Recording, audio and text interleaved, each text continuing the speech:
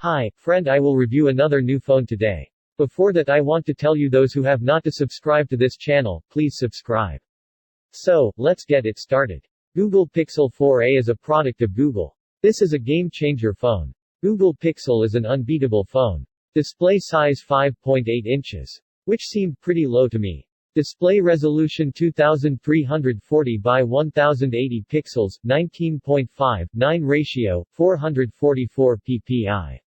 Old technology has been used in the display of this phone. This phone is powered by Qualcomm Snapdragon 730 grams SM7150AC. With octa-core, 2200 MHz, Cryo 470, 64-bit, 8 nm, you will get very good performance of the phone. On this phone, you will get 128 GB storage with 6 GB RAM. Battery capacity 3140 mAh. At present, it would have been better if the battery of this phone was more. Main camera 12.2 MP OIS, PDAF.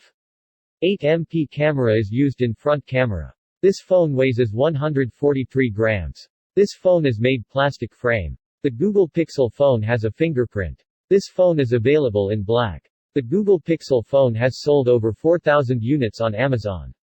This will be the best phone for you.